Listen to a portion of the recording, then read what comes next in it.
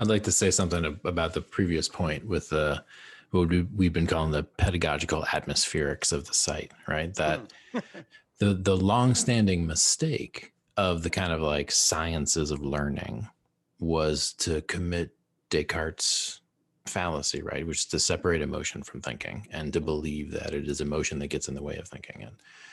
But in fact, thinking doesn't take place in the absence of emotion. It takes place in the presence of the right kind of emotion. And so what good teachers do is create these types of emotional environments that are non-coercive. So the experience of the website isn't one of an absence of emotion. It's the experience of not having your emotions manipulated. Okay. Which is not a non-emotional experience. Right. Like, so like if you're, could be a novel emotional experience. It could. This is what I'm, so that's why people like therapists. So Greg probably gets this. Like therapists are also able to create a space, ideally, where you have a situation of it's not that there's no emotion. It's that you're not being manipulated emotionally, but you are being presented with reality and concepts and images and other things. And so I think the trick ends up being not to make it devoid of emotion as if you can't do anything without emotion, but the right emotions to accompany that kind of thinking emerge. This is what Daniel said.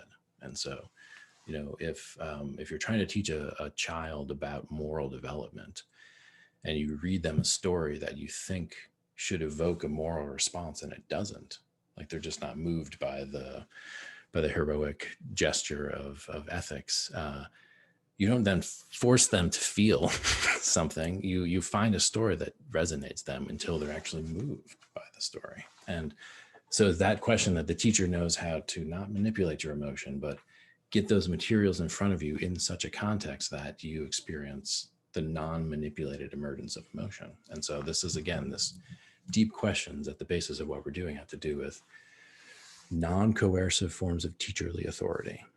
And that a subclass of that is non-coercive forms of emotional relation. And so very touchy stuff in postmodern contexts where for the most part, there is no such thing as legitimate teacherly authority.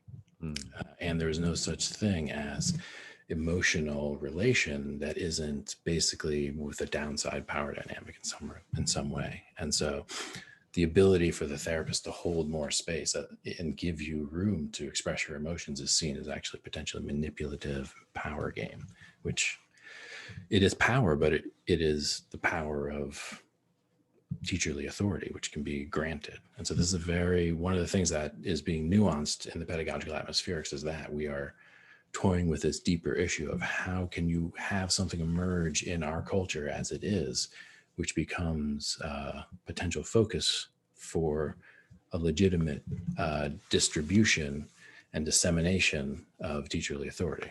And that's one of the main things is the reason teacherly authority fails is because it got localized.